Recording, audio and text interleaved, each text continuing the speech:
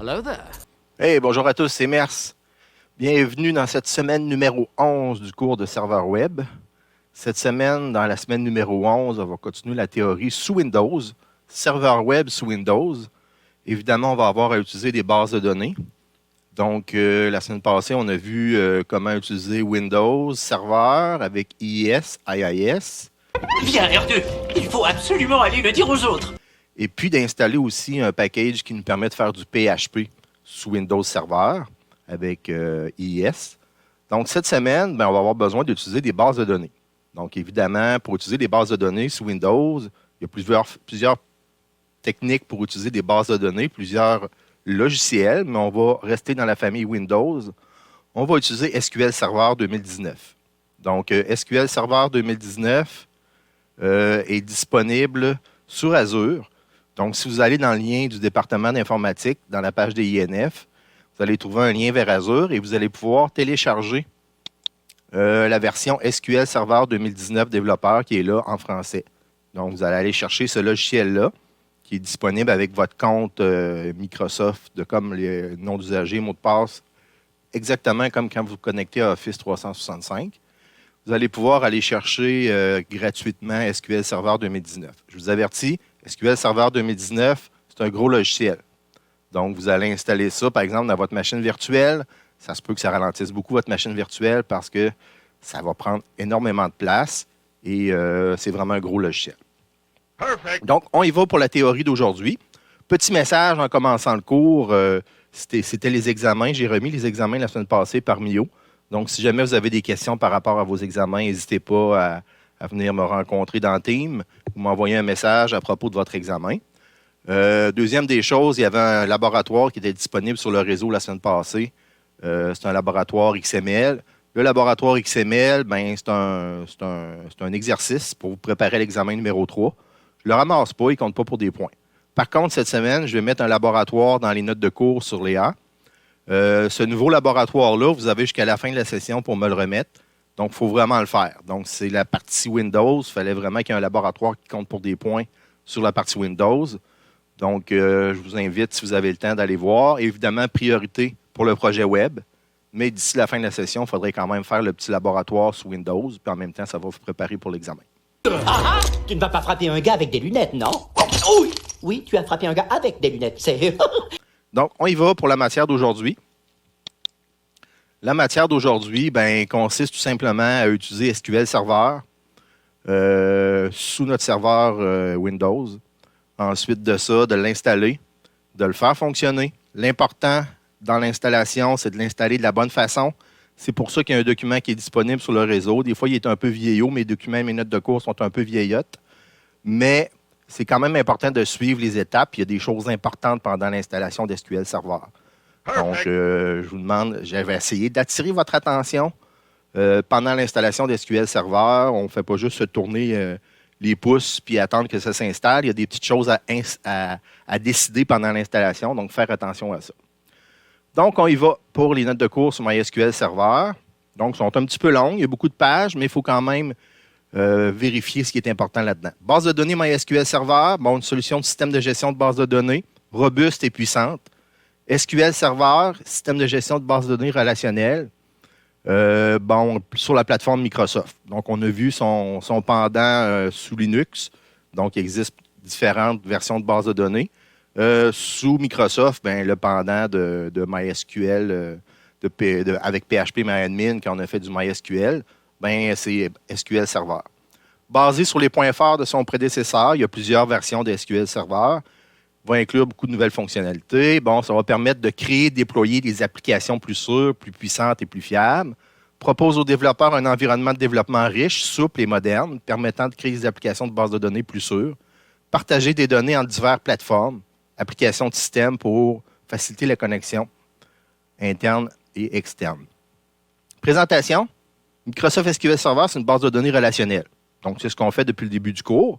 On ne vous demande pas d'être des professionnels en base de données relationnelle, mais au moins être capable de se débrouiller dans ce monde-là. Capacités transactionnelles qui font une des bases de données les plus utilisées sur le marché, évidemment dans le cours du côté Microsoft. SQL Server supporte un grand nombre de fonctionnalités, génération de code XML. comme on a vu la semaine passée, recherche de texte intégral, etc. Normalement, je sais que peut-être les années passées, avec Nelson, ce qui était le fun, c'est qu'avant que j'arrive à SQL Server, vous l'aviez installé avec Nelson. Donc, je ne sais pas si dans le cours à Nelson, vous avez installé SQL Server. Ça va nous sauver beaucoup de temps si vous l'avez déjà installé. Par contre, je vais attirer votre attention sur des petites choses qui pourraient être différentes dans le cadre de mon cours parce que le but, ça va être évidemment de faire un site web avec du PHP. Donc, dans SQL Server, il y a des principales composantes que nous, on va utiliser. Donc, il y a SQL Configuration Manager qu'on va beaucoup utiliser. SQL Server Management Studio qu'on va utiliser également. All right. Faut savoir que SQL Server, OK, on va utiliser un système de gestion de base de données, mais à la base, c'est quand même des fichiers qui sont enregistrés sur le disque dur du serveur. Donc, il y a des différents types de fichiers qui sont enregistrés. Donc, si vous êtes plutôt terre à terre, vous voulez savoir comment ça fonctionne, il y a des fichiers là, de base de données là, qui sont des MDF, des LDF qui vont être enregistrés sur le serveur web. Donc, attention, le fichier LDF est aussi appelé un fichier de log. Ce n'est pas un fichier de log classique, mais comporte des informations à ne pas effacer. Donc, il ne faut pas effacer ce fichier-là. Sinon, on va perdre vraiment là, notre connexion à la base de données. Pour ce qui est de l'installation, je vais quand même faire ça assez rapidement. Si vous avez des questions pour l'installation, vous viendrez me voir. L'installation peut être un peu ardue, un peu longue, même si on disait dans le texte en haut là, que j'ai copié que c'était facile. On a quelques choix à faire pour l'installation. Il faut faire les bons choix parce que sinon, il y a des fonctionnalités qu'on ne pourra pas utiliser. Donc, attention lors de l'installation. Avant l'installation, s'assurer que Microsoft.NET Framework 3.5 ou plus récent soit installé. Donc, ça, c'est un prérequis. Il faut avoir installé Microsoft.NET normalement pour être capable de faire bien fonctionner notre machine SQL Server. Donc, dans les ajouts de fonctionnalités, vous pourriez peut-être aller vérifier si ça, c'est coché, si c'est installé. Ensuite de ça, pendant l'installation, s'assurer d'installer les outils de gestion complets. Donc, vous allez avoir à un moment donné des petites cases à cocher qui vont être cochées pour vous. S'assurer évidemment que les outils de gestion qu'on va avoir à utiliser pendant le cours vont être installés. Sinon, vous allez être obligé de retourner à l'installation puis de refaire un bout d'installation. Ça, ce n'est pas vraiment le fun quand on a besoin de faire ça. On a l'impression qu'on a perdu notre temps. Donc, très important. Lors de l'installation, vous pouvez choisir entre l'authentification Windows ou l'authentification Mix. Écoutez-moi comme il faut. Très important de choisir, je l'ai mis en jaune dans les notes de cours, l'authentification Mix. Ainsi ai-je parlé. Parce qu'on va avoir besoin de ça sur notre serveur web pour aller faire du code. Exemple, aller faire du PHP, puis se connecter à notre base de données MySQL pour aller chercher les données. Donc, très important de choisir l'authentification Mix. Donc, ça va vous permettre de vous connecter en Windows avec votre identificateur Windows et de vous connecter aussi avec une authentification qui permet vous allez pouvoir entrer ça dans vos bases de données, dans votre code, pas dans vos bases de données, mais dans votre code PHP. Vous allez pouvoir entrer l'authentification Mix. Ça va vous permettre de vous connecter à la base de données comme ça. Cela permettra aux utilisateurs d'utiliser soit uniquement des comptes Windows ou soit des comptes Windows et SQL Server. Donc, on va avoir vraiment besoin du compte SQL Server. Donc, à un moment donné, pendant l'installation, n'hésitez pas, on vous demande de choisir entre les deux. Par défaut, si je ne me trompe pas, c'est Windows Authentification. Il faudrait vraiment penser de choisir Authentification Mix. Perfect. Ensuite de ça, SQL Configuration Manager, c'est l'utilitaire qui vous permet de configurer simplement et rapidement votre serveur SQL. Voici l'aperçu de son interface graphique. Donc, tout dépendant des versions de SQL Server, ça peut plus ou moins ressembler à ça. Ça nous permet aussi d'aller démarrer des services qui vont nous permettre aussi de travailler avec, par exemple, le web. Donc, en effet, c'est dans cette partie que vous pourrez démarrer, arrêter ou bien redémarrer votre instance de SQL Server. Donc, si vous regardez, moi, là, dans mon imprimé écran qui est là, je vais l'agrandir un petit peu. Okay, vous allez voir qu'il y a des services SQL Server, MS SQL Server, ça c'est le nom de ma machine, qui doivent être démarrés pour être capable de faire un serveur web qui va aller consulter les bases de données dans nos pages web. Donc, faire attention à ça ici. Il faut être capable, si, mettons, on s'aperçoit qu'il y a des services qui ne sont pas démarrés, d'aller dans cette interface graphique-là puis aller démarrer les services qu'on a besoin. Donc, vous assurez, là, vous avez mes notes de cours, vous pouvez vérifier si ces services-là sont vraiment démarrés. Ensuite de ça, SQL Server Management Studio évidemment, ça, c'est la partie importante qu'on va utiliser si vous l'avez fait avec Nelson. Vous avez sûrement déjà créé une petite base de données. Pour maintenir que vous allez installer et configurer votre instance SQL Server, il faut s'assurer d'avoir installé Management Studio. Il y en a qui font suivant, puis ils s'aperçoivent à la fin qu'ils n'ont pas installé Management Studio. Donc, c'est important, quand vous allez installer SQL Server, de s'assurer que vous allez installer. À un moment donné, on va vous donner le choix. C'est important d'avoir installé Management Studio, sinon vous allez être obligé, encore une fois, comme je vous ai dit tout à l'heure, de retourner à l'installation.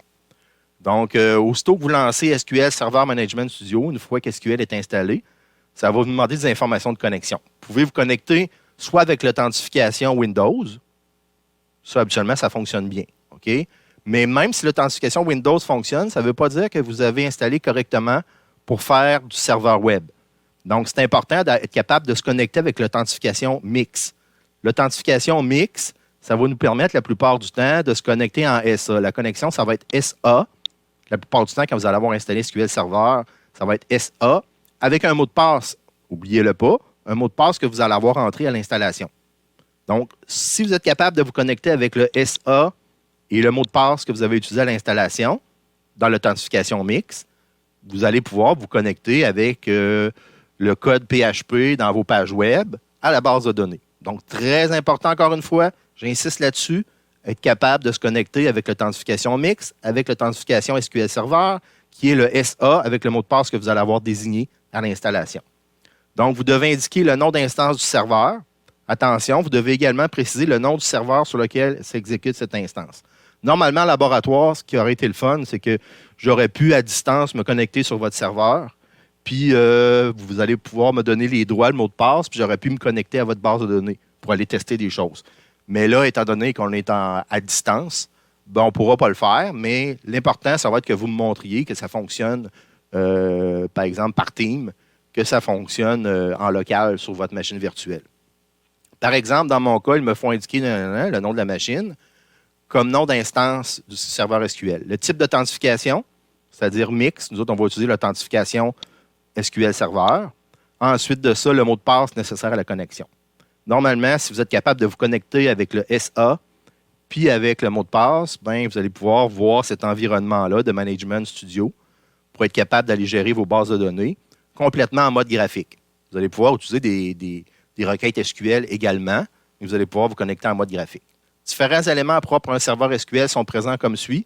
Base de données, évidemment, contient toutes les bases de données. La gestion permet d'accéder aux outils de gestion SQL, tels que les journaux, les logs, etc. Replication se focalise sur la ferme de serveurs SQL et les liens de réplication entre les données. Donc, on pourra avoir plusieurs serveurs sur des machines différentes pour faire une réplication comme ça. La sécurité, aux éléments de connexion du serveur SQL, les connexions éventuellement aux serveurs liés et autres choses. Bon, une fois la connexion réussie, vous allez trouver que la partie principale de SQL Management Studio, c'est ici que vous pourrez réaliser la plupart des opérations de gestion. Le volet de gauche, vous allez voir l'arborescence. L'application contient des listes de toutes les bases de données, système installé. Puis, tant que le volet droit, c'est les zones de texte vous permettant de saisir vos requêtes SQL, de voir vos bases de données, de mettre une clé primaire, clé étrangère, relation. Et on va même voir comment faire des vues. Vers l'infini et plus loin encore. Créer une nouvelle base de données, c'est pas vraiment compliqué. Pour créer une nouvelle base de données, faire un clic droit dans le panneau gauche sur Database et choisir New Database. Vous allez pouvoir créer une base de données. Vous allez avoir à faire ça dans le cours. Ensuite de ça, vous allez avoir dans la partie droite à créer chacune de vos colonnes, qu'on appelle aussi des champs, avec le type de données. Puis, vous allez pouvoir décider aussi, avec un bouton droit, si c'est une clé primaire. Donc, un petit peu comme on a fait déjà précédemment dans le cours. Pour exécuter les requêtes SQL sur votre serveur de base de données, sélectionnez la base de données, premièrement. C'est comme quand on faisait Connect dans MySQL, sur lequel vous voulez travailler, en utilisant le combo box situé en haut à gauche, et utiliser les requêtes SQL. Écrire le code de votre requête SQL. Donc, on a un petit onglet ici qui nous permet d'écrire des requêtes SQL, puis les exécuter. Donc, ça, ceux qui sont habitués aux requêtes SQL, depuis l'examen numéro 2, vous avez fait des requêtes SQL. Écrire votre code de requête SQL, appuyez sur le CTRL F5 pour vérifier s'il y a des erreurs. Puis ensuite de ça, vous pouvez faire tout simplement F5 pour exécuter la requête. Vous allez voir le résultat apparaître en bas, ici. Donc, votre requête SQL est exécutée sur le serveur. Donc, ça, c'est une des choses qu'on peut faire. Ce qui est le fun avec la partie SQL, c'est qu'on peut enregistrer nos requêtes SQL, puis on n'est pas obligé de les refaire à chaque fois. Perfect. Donc, ça ressemble pas mal à ça. Pour créer une clé primaire, placez-vous sous la table, faites un clic droit et sélectionnez Modifier. Choisissez le champ correspondant et faire un clic sur le pictogramme, la petite clé jaune. Donc, ça va vous permettre de faire une clé primaire puis de faire des relations entre les tables. Pour une clé étrangère, sélectionnez la table concernée, donc la table où est la clé étrangère. Cliquez sur Modifier la table, puis sur le bouton droit, choisir Relation. Il y a une belle petite fenêtre qui va apparaître qui va nous permettre de créer des relations. Donc, vous avez un imprimé écran ici qui nous permet de choisir, qu'est-ce qu'on va faire comme relation? Est-ce qu'on veut une destruction en cascade ou une destruction en update, etc. Ensuite de ça, on va donner un nom à notre relation, un petit peu comme on le faisait dans la partie Linux. Ensuite de ça, on va choisir la table de la clé primaire avec son champ, la table de la clé étrangère avec son champ. C'est vraiment facile. C'est vraiment un peu plus visuel que ce qu'on faisait dans MySQL, par exemple. Donc, même dans PHP-MyAdmin. Donc, vous voyez, c'est vraiment visuel, c'est vraiment facile à faire comme ça. Les principaux types de données sont un petit peu différents de ce qu'on a vu jusqu'à maintenant. Ceux qu'on va utiliser le plus, ça va surtout être des integers, des nombres entiers. Donc, vous avez la plage de nombres entiers, des floats, des datetime, si vous avez des dates, des chars. Sur les chars, on est habitué, les caractères. Les n-chars, vous avez des varchars qui est d'une longueur un peu variable. Donc, ça peut être, par exemple, une explication, une description de produit, etc. C'est ce qu'on va utiliser le plus. Puis, on va peut-être utiliser un champ calculé aussi. Je vais vous montrer comment faire un champ calculé. Puis, il y en a beaucoup d'autres. Images, données binaires, mais étant donné qu'on fait du web, vous savez que les images, on ne les enregistre pas dans une base de données, on va les enregistrer dans un dossier pour les faire afficher. J'ai marqué plus. Gestion des connexions. Les connexions permettent de connecter à un serveur SQL. Les comptes peuvent être des comptes Windows appartenant à un domaine ou faisant partie de la machine locale. En mode d'authentification mixte, c'est également possible de créer des comptes stockés de manière cryptée au sein même de SQL Server. C'est ce qu'on va utiliser pour la partie web. La gestion des connexions se situe dans le nœud sécurité. Gestion des utilisateurs, ça va être possible de créer des utilisateurs. On n'aura pas vraiment besoin de faire ça, à moins que vous ayez oublié de vous mettre un mot de passe, là. Mais normalement, créer des utilisateurs, on ne se rendra pas jusque-là dans les semaines qui restent. Création d'une vue. Bon, ça, c'est un peu nouveau. On va voir comment faire pour se créer une vue. Okay, une vue, ce n'est pas un film, ce n'est pas une petite vue, ce n'est pas un film qu'on va créer. Une vue, c'est un système de gestion de base de données. C'est une représentation en temps réel d'une ou plusieurs tables. Par exemple, une requête SQL complexe pourra être utilisée pour créer une vue. Quand vous faites des requêtes complexes sur vos bases de données, mettons sur 2-3 tables, on pourrait l'enregistrer puis en faire une vue. On va créer comme une requête SQL qui va être enregistrée dans notre serveur SQL, Microsoft SQL Server. Puis ça va être enregistré, puis on va faire une requête sur notre vue qui, elle, va déjà être enregistrée. Ça va être beaucoup plus rapide. Donc, quand on a des requêtes un peu complexes, on fait comme une pré-requête, on prépare notre requête, on l'enregistre, parce que c'est une requête qu'on va utiliser souvent. Puis ensuite de ça, on fait tout simplement une requête select étoile from le nom de la vue, bang, puis ça va nous envoyer le résultat. Pour créer une vue, un assistant très puissant vous permet de réaliser cette tâche. Donc, vous pourrez ensuite ajouter des tables concernées. Donc, ceux qui aiment ça quand c'est graphique, vous allez voir apparaître vos tables ici, dans la création de la vue. Vous allez pouvoir cliquer sur les champs que vous avez besoin dans votre requête SQL, puis de voir le résultat apparaître en bas. Donc, c'est quand même assez facile de créer une vue. L'important, c'est de comprendre qu'est-ce que ça fait une vue. C'est sûr que je vous pose une question là-dessus à l'examen final. Nom de Zeus! Okay? Donc, une vue, on n'avait pas vu ça jusqu'à maintenant. Donc, une vue, c'est comme une sous-requête, une requête préparée qu'on fait, qu'on enregistre dans Microsoft SQL Server. Puis ensuite de ça, on fait une requête sur la vue. Ça nous donne le résultat. Bon, on va y aller avec la petite démonstration sous Windows Server. Donc ici, sous Windows Server, j'ai mon gestionnaire de serveur qui est là. Donc normalement, dans la partie précédente, si vous avez installé IIS, IIS est installé sur ce serveur-là. Vous voyez le nom de mon serveur, l'adresse IP, etc. Donc, on peut aller voir aussi dans les outils, vous devriez avoir IIS qui est installé avec les pages web qui fonctionnent toujours. PHP d'installer avec PHP qui fonctionne. Donc, si je regarde mon gestionnaire de service IIS, serveur web. J'ai toujours mon site. Je me suis créé un site MERS par défaut avec toutes mes pages. Assurez-vous d'avoir Web Platform Installer aussi, qui est là, parce qu'on va en avoir de besoin pour faire le lien entre SQL Server puis PHP. Donc, très important d'avoir Web Platform Installer d'installer sur votre serveur Windows. Donc, une fois après avoir installé SQL Server, normalement, vous devriez avoir les différents éléments qui apparaissent. Moi, je les ai mis en raccourci ici dans ma barre d'état. Donc, Configuration Manager, si vous regardez comme il faut. Donc, assurez-vous d'avoir les bons services qui sont démarrés. Regardez, je vais faire le tour. Moi, mon service est fonctionnel. Donc, SQL Server, ici, il faut qu'il soit en cours d'exécution. Assurez-vous aussi d'avoir les différents ici qui ont un petit rectangle vert, ça veut dire qu'ils sont démarrés. Je vais attirer votre attention surtout ici, un petit peu plus bas. Je vais passer quand même à travers. Run. Ici, configuration SQL native, protocole client. Si je vais dans Alias ici, protocole MSQL. Assurez-vous ici là, d'avoir les différents éléments qui sont bien démarrés. Regardez ici, là, dans la configuration SQL native client, j'ai TCP/IP, mémoire, puis les canaux qui sont activés. Donc, si je viens ici, SQL Server, j'ai la même chose ici là, pour être capable de me connecter sur Internet puis avoir accès, disons, à mon serveur via mes pages web. Donc, surtout SQL Server, ici, il faut qu'il soit démarré. Puis ces trois-là ici qui soient démarrés. Donc, ça, je ne passe pas plus de temps là-dessus. Une fois que ça c'est fait, vous pouvez peut-être reculer puis venir voir ce que moi j'ai démarré, là, mais en tout cas, il faut que ça ressemble un petit peu à ça, tout dépendant de la version que vous avez. Je vais le fermer.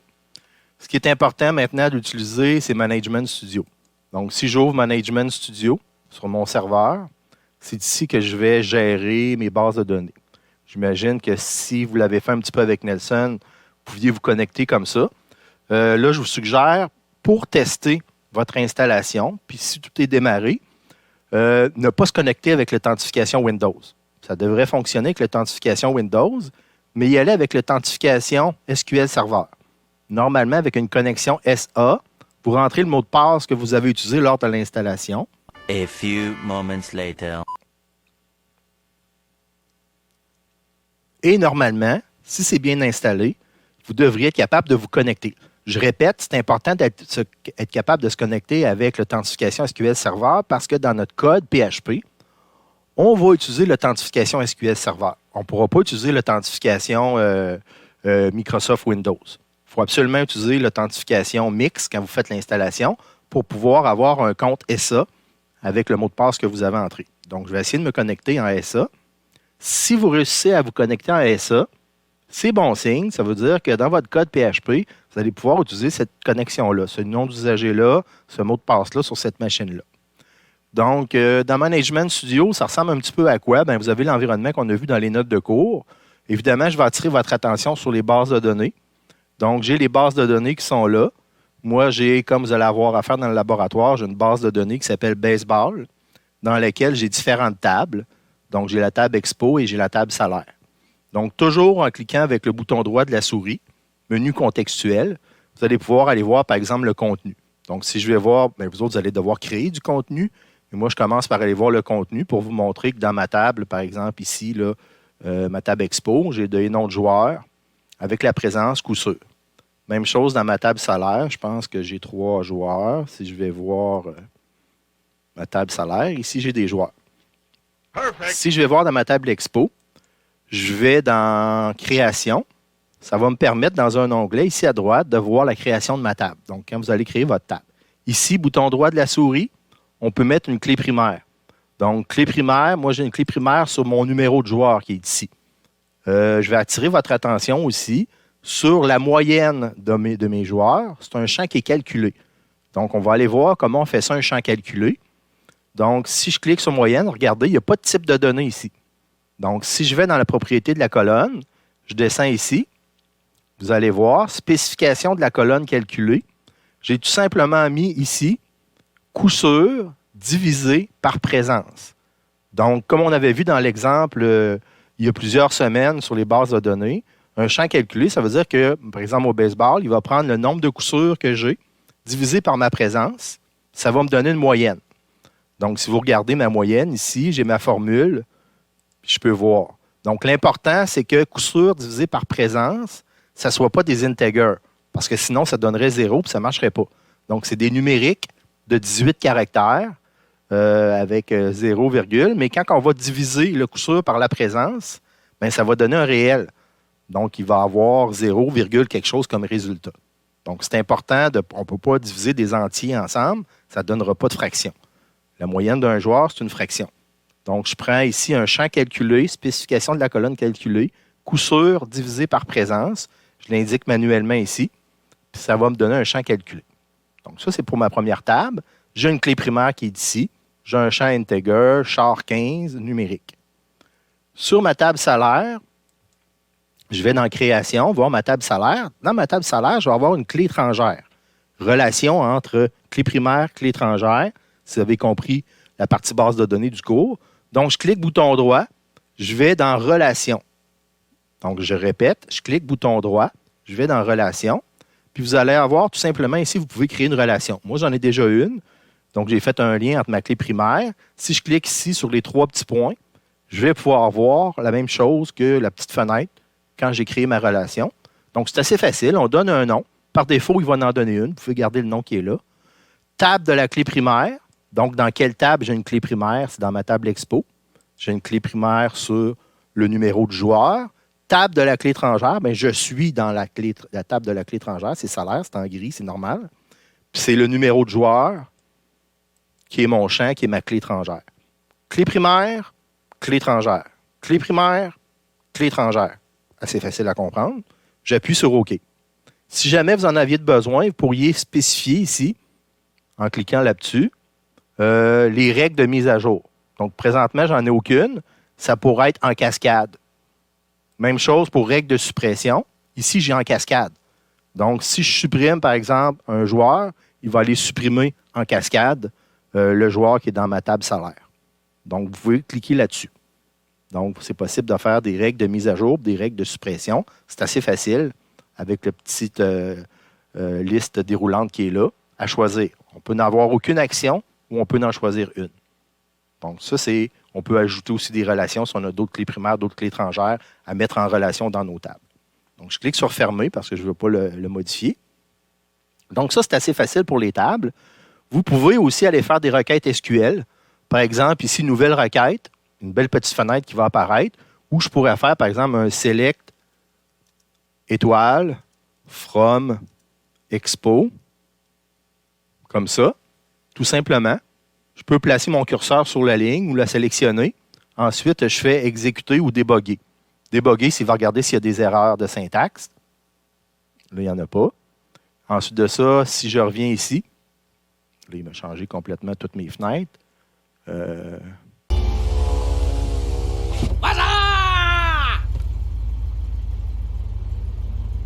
Vous vous souvenez, c'était dans cette pub célèbre.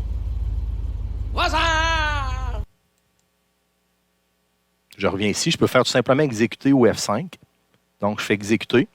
Ça me donne mon résultat. Donc, on voit le select étoile from expo qui apparaît ici. Donc, on peut faire des requêtes SQL, venir tester nos requêtes SQL qu'on va faire dans le PHP. On peut venir les tester ici.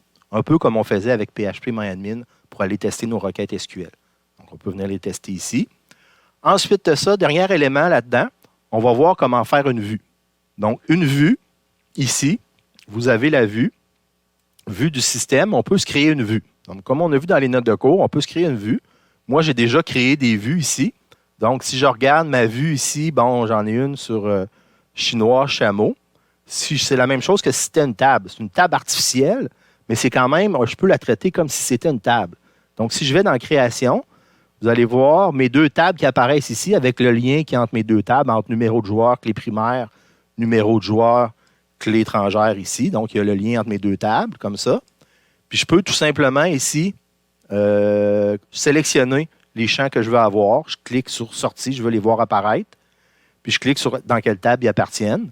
Donc, je peux jouer un petit peu comme ça, créer ma vue comme si c'était une relation, puis il va créer lui-même le code SQL correspondant en faisant mes sélections ici. Donc, je n'ai pas besoin d'écrire le code SQL, il va se faire automatiquement. Donc, si je veux tester ma vue, je peux faire comme si c'était une requête SQL. Tout simplement ici, venir cliquer sur exécuter la requête SQL, puis on va voir le résultat apparaître. Là, je pourrais peut-être descendre ça ici, j'en ai pas vraiment de besoin, pour voir le résultat de ma vue, qui va chercher le numéro des joueurs, le prénom des joueurs, ensuite de ça dans ma table Expo, puis il fait une relation en allant chercher le pays dans lequel ils sont nés. Dans la table salaire, j'ai le pays de la personne. Donc, il fait une requête, une jointure entre les deux tables. Jointure entre les deux tables. Clé primaire est égale clé étrangère. Si vous regardez dans ma requête SQL qui a été créée, il y a ici clé primaire égale clé étrangère. Aussitôt qu'il y a une jointure, il faut toujours vérifier clé primaire égale clé étrangère. Vous avez une inner join qui est ici pour faire la jointure entre les deux tables. Ce qui est le fun avec une vue comme ça, dans le monde réel, souvent, c'est quand on a une requête complexe. Au lieu d'avoir un utilisateur qui a à taper une requête complexe, select machin truc, from machin truc, avec des jointures, puis avec plusieurs codes à écrire, bien tout simplement, si le code est déjà écrit à l'avance, on peut faire une requête sur la vue comme si c'était une table. Donc, si je vais ici, dans Nouvelle requête, je vais faire, mettons, un select étoile from le nom de ma vue, qui est, mettons, chinoise chameau. Ça, c'est le nom de ma vue. Perfect. Donc, je fais une requête directe sur ma vue. Ma vue, ce n'est pas une table, mais on peut la traiter comme si c'était une table. Donc, si j'exécute comme ça me donne mon résultat de select étoile from chinois chameau. Mais étant donné que chinois chameau, c'est une vue, donc la vue est plus complexe. On peut créer aussi des vues, tout simplement en cliquant bouton droit, nouvelle vue. OK, je décide des tables qui vont être dans ma vue. Il y a déjà une vue qui existe. Je fais ajouter, je fais actualiser, fermer. Donc, je vois mes tables apparaître. Je peux cocher qu'est-ce que je veux voir apparaître. Mettons, je veux voir apparaître le numéro du joueur, le prénom et le pays. Comme ça, regardez, il est en train de créer ma requête SQL correspondante. Donc, ça, c'est ce qu'on appelle une vue. C'est sûr que vous allez avoir une question là-dessus à l'examen final. On passe à l'autre partie. Bon, pour l'autre partie, maintenant qu'on a installé SQL Server, qui est fonctionnel, qu'on a été capable de se créer des bases de données, évidemment, à l'aide de nos pages web, il faudrait être capable de se connecter à notre base de données, puis d'utiliser les bases de données qui sont dans SQL Server, dans nos pages web. Donc, pour faire suite à la première partie du cours, on va installer une plateforme de développement PHP avec les outils Microsoft. Okay, donc, je vais regarder le petit texte qui est dans les notes de cours.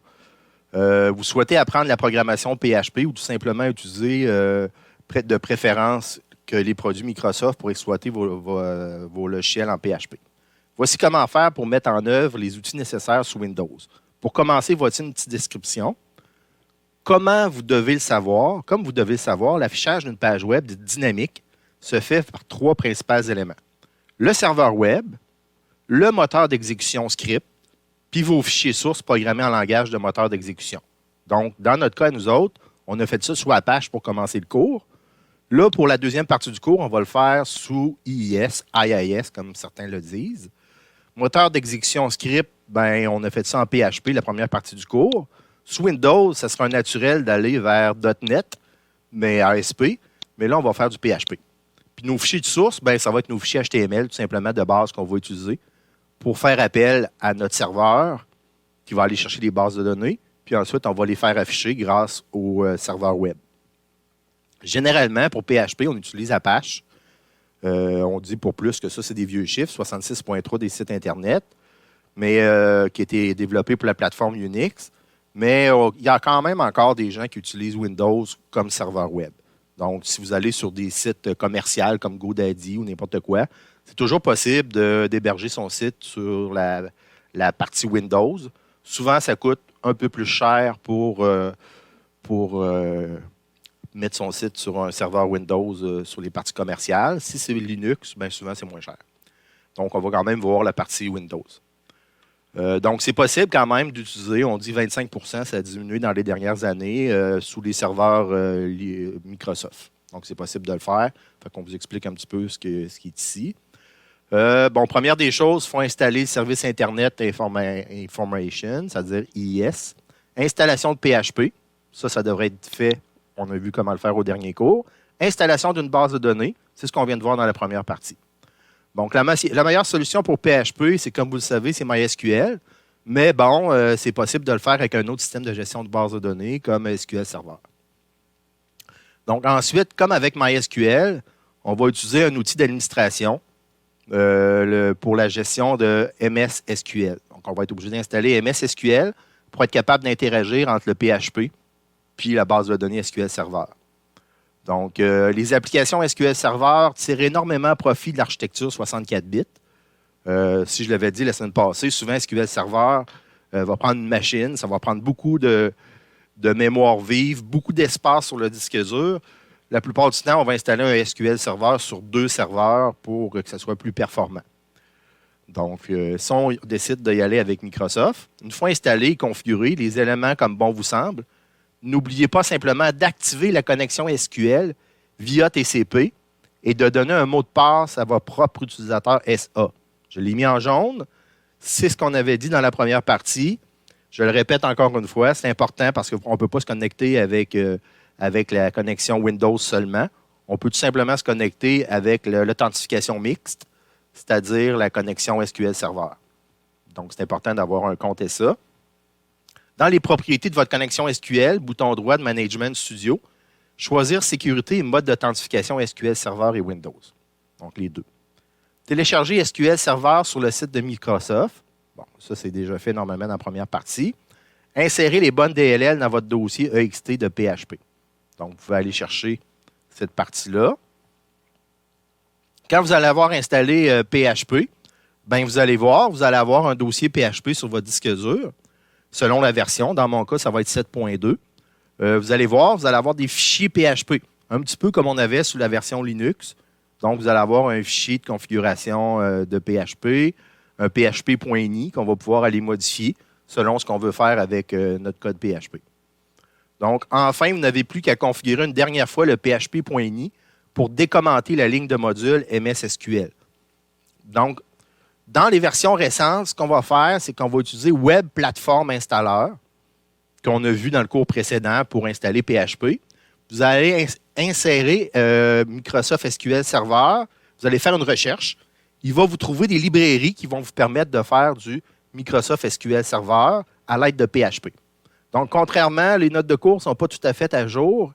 Je vais vous montrer tantôt dans la partie pratique où aller pour être sûr. C'est plus facile aujourd'hui. Avant, il fallait vraiment aller dans le fichier de configuration de PHP, puis de s'assurer que la ligne d'extension SQL Server, selon la version que j'ai mis en jaune ici, était décommentée. Excusez, dans les dernières sessions, c'est un peu plus facile. Là. Microsoft nous a sauvé la vie un petit peu là, en installant des packages qui permettaient de faire une connexion entre PHP puis SQL Server. Donc, dans Web Platform Installer qu'on a vu au dernier cours, vous allez tout simplement taper SQL Server, puis vous allez avoir des packages qui vont vous permettre d'être installés sous IIS, puis faire la connexion avec SQL Server. Fait que vous avez un exemple ici dans le code PHP. Vous avez un exemple ici, on donne le nom de la machine dans une variable en PHP. Ensuite de ça, tout simplement, on fait dans une espèce de variable de type tableau. On va mettre toutes nos informations sur la base de données qui s'appelle, dans notre cas, Baseball, sur l'usager qui s'appelle SA. Je vous rappelle que SA, c'est l'authentification mixte de SQL Server. Puis le mot de passe, dans mon cas, ça va être MERS 1, 2, 3 étoiles. OK. Ensuite de ça, je peux faire la connexion. Ça ressemble beaucoup à ce qu'on faisait avec MySQLi. Donc, SQL SRV _ connect avec les variables qu'on vient de connecter. Donc, ça va créer un lien vers notre base de données. Puis ensuite de ça, on va pouvoir afficher du contenu de notre base de données ou aller tout simplement le modifier. Dans mes notes de cours, faites attention, j'ai mis des lignes en commentaire parce que avec les années, les façons de se connecter ont changé. Comme avant, c'était MS SQL. Puis là, maintenant, on va utiliser ici, par exemple, là, SQL SRV _ query. On va mettre notre requête, par exemple, là-dedans, puis on va l'utiliser. Donc, si on regarde un petit peu plus bas, on va pouvoir afficher le contenu de la table comme ça. En passant, je vais vous fournir mes fichiers que j'utilise dans ma démo. Je vais vous les fournir. Donc, encore une fois, comme depuis le début du cours, je vous fournis mes fichiers. Donc, vous n'aurez pas à faire 100 000 recherches pour le faire fonctionner. Perfect. Je mets mon résultat dans une table, regardez comme ça. Puis ensuite de ça, tout simplement, je vais avoir un SQL SRV Fetch Array. Oh, comme par hasard, ça ressemble à beaucoup à ce qu'on faisait sous Linux avec MySQLi. Sauf au lieu d'être MySQLi, ici, c'est SQL SRV. On va faire une boucle, puis on va aller chercher chacun des éléments de notre table. Puis ici, avec l'indice, au lieu de mettre le nom de la colonne, on peut mettre l'indice ici, puis aller chercher chacun des éléments de notre table. Puis évidemment, à la fin, il faut se déconnecter. Il faut libérer notre connexion. Donc, j'ai mis un lien. Les premières fois que j'ai installé ça, ça a été vraiment difficile.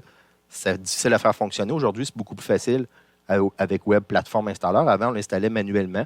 Maintenant, on peut l'installer avec Web Platform Installer. Puis, ça va beaucoup mieux. Donc, j'ai mis un lien qui m'a été très, très utile. Je remercie ce forum-là qui m'a aidé à faire la connexion. Donc, on va passer à l'exemple.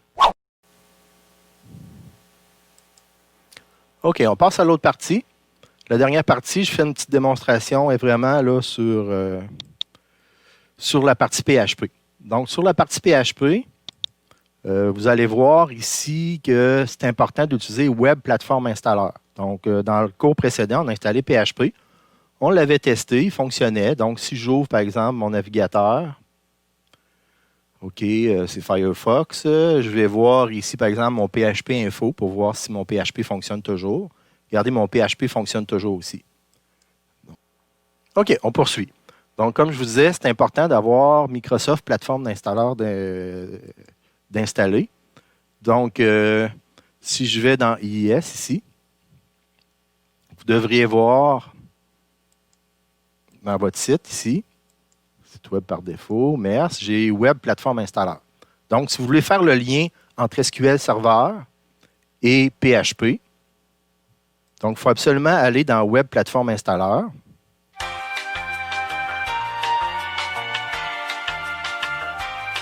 Puis faire une petite recherche ici. Donc, je vais faire une recherche sur PHP. Puis là, normalement, je devrais voir ici que j'ai déjà des packages installés. OK? Donc, j'ai un package d'installer pour une vieille version de PHP.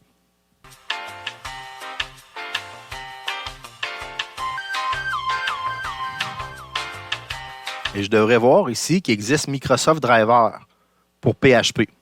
Donc, moi, mettons que j'aurais la version 7.2, il faudrait que je cherche Microsoft Driver pour PHP, SQL Server in IIS, version 7.2. Je sais qu'elle existe, la version 7.2. Je vais descendre un petit peu ici comme ça. Version 7.1. Microsoft Driver. Normalement, je devrais voir, regardez, PHP 7.2. Microsoft Driver 5.3. Ici. Pour la version de PHP 7.2 dans SQL Server.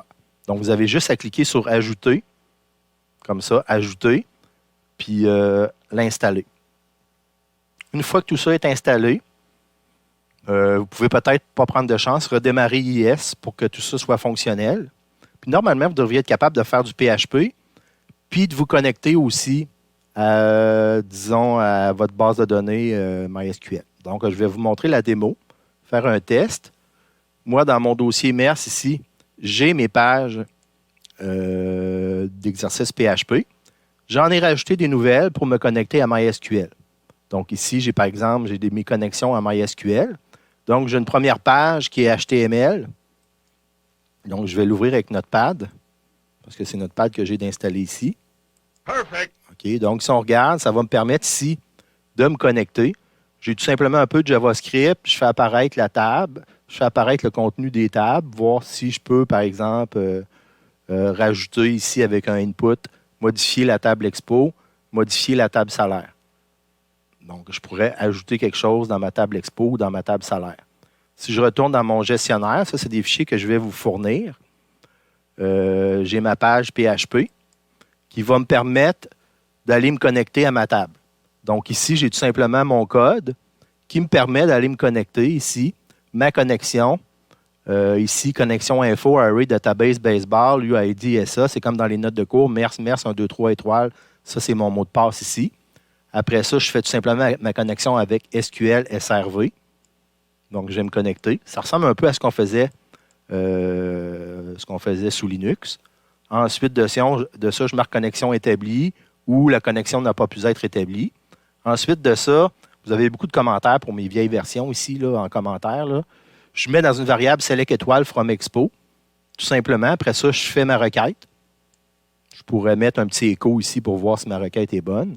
Ensuite de ça, je fais une boucle pour voir s'il n'y a pas des erreurs. Ensuite de ça, je fais contenu de la table expo. Je fais tout simplement ici là, un while. Ça, occupez-vous pas de ça ici. Là. Je fais un tableau, border est égal à 1. Je fais un SQL SRV fetch array. Donc, c'est un peu comme on faisait dans Linux. Ensuite de ça, je vais chercher chacun des éléments de ma table ici. Puis je mets ça dans une ligne, dans une cellule. Puis là, étant donné que j'ai envoyé ça dans le signe de $row ici en PHP, signe de $row indice 0, ça va être le premier élément de ma table. Ensuite de ça, deuxième élément de ma table dans une autre cellule, troisième, etc. Donc, je fais apparaître tout le contenu de ma table expo. Ensuite de ça, tout le contenu de la table salaire. Ça ressemble un petit peu à ça pour le code. Je vais vous fournir le code pour que vous n'ayez pas de problème avec le code. Si on va voir dans mon Firefox, si je vais voir ma page fichier de test MS SQL, bien là, je vois le contenu de ma table expo, puis je vois le contenu de ma table salaire qui apparaît ici. Donc, tout simplement, c'est que si je regarde le code source de la page, il n'y a aucun PHP là-dedans. C'est juste le résultat de mon PHP qui est envoyé en HTML avec le résultat. Donc, si je reviens ici à mon premier onglet, donc je vois vraiment le contenu de ma table expo, puis le contenu de ma table salaire qui est ici. Donc, on peut aussi, je me suis créé un fichier qui permettait d'aller insérer quelque chose dans ma table. Donc, si je clique sur formulaire, je vois ma page HTML qui apparaît ici. Donc, je vais pouvoir rentrer, par exemple, un nouveau joueur. Mettons, je rentre un nouveau joueur, le numéro, mettons, 75. Son prénom, ça serait Ilance, son nom de famille, Despois. Il lance des poids, le nombre de coups sûrs. On va faire quelque chose pour qu'il calcule et qu'on comprenne vraiment bien. S'il y a 5 coups sûrs en 10 présences, ça devrait faire une moyenne de 500, 0,5.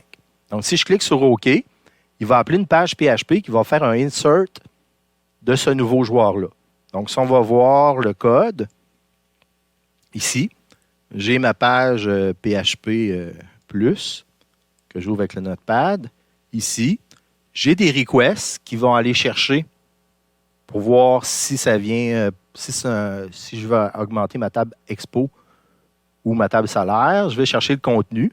Ensuite de ça, je me connecte au serveur. Puis ensuite de ça, je vais insérer ça dans ma table. Ici, j'ai une requête SQL. Bon, si ça n'a pas fonctionné, je regarde s'il y a un prénom ici. Je fais une requête insert into expo. J'insère des éléments ici. Puis ensuite de ça, je fais ma requête SQL. Ensuite de ça, je regarde si le résultat fonctionnait ou pas. Si ça venait, par exemple, de ma table salaire, bien, je fais exactement la même chose. J'ai fait à peu près un copier-coller en changeant les éléments pour faire ma table salaire. Donc, je vous rappelle que ce code-là, je vous le fournis. Vous n'avez pas à partir d'une page blanche pour faire tout ça. Vous pouvez vous inspirer du code que je vais vous fournir dans les notes de cours. Donc, si on va voir le résultat, si j'ajoute un nouveau joueur, il lance des poids, numéro 75. Regardez dans ma table, j'ai le numéro 75, il lance des poids. Si je veux voir toutes les tables, j'ai lance des poids numéro 75. Pour être sûr que ça a bien fonctionné, que je n'ai pas fait du tape à l'œil, on va aller dans ma base de données. On va aller dans ma base de données ici, dans Management Studio. Regardez ici, là, si je vais voir ma table expo, vous allez me dire « Hey, non, ça n'a pas fonctionné, merde, on ne voit pas son contenu. » OK? Donc, c'est l'ancienne version qui est là. Un des problèmes de Management Studio, souvent, c'est qu'on fait des modifications, mais on ne les voit pas apparaître dans nos onglets ici. Il faut vraiment que je ferme l'onglet, je retourne ici, je clique sur Sélection, puis là, regardez, on voit ici numéro 75, il lance des poids. 10 présences, 5 coups sûrs. Regardez, le champ calculé, ça donne une moyenne de 500. Donc, ça a fonctionné. Donc, il lance des poids. Ça a fonctionné. Ma page PHP me permet de voir ce qu'il y a dans ma base de données MySQL serveur, puis me permet aussi d'insérer des choses dans ma base de données MySQL serveur. Remarquez, je n'ai pas inséré la moyenne parce que c'est un champ calculé. Ça donne une moyenne de 500. Donc, n'oubliez pas, un des petits trucs, c'est de fermer souvent l'onglet qui est à droite pour revenir pour voir si des changements ont été effectués. Donc, ça termine la partie de cours pour aujourd'hui. La semaine prochaine, je vais peut-être refaire quelques petites démos là-dessus. Puis, on va passer aussi à certaines parties de nouvelles matières. Il y a un laboratoire qui est disponible dans les notes de cours. Je vous suggère, comme je vous ai dit en début de cours, de prioriser sur le projet web. Puis, quand vous allez avoir un peu plus de temps, peut-être faire la partie Windows. Il y a un petit laboratoire à faire là-dessus. Donc, merci pour votre attention pour aujourd'hui. Si jamais vous avez des questions, n'hésitez pas à venir me voir sur Teams pendant les périodes de laboratoire. Donc, merci à tous. Bonne fin de journée. In case I don't see ya. Good afternoon, good evening, and good night.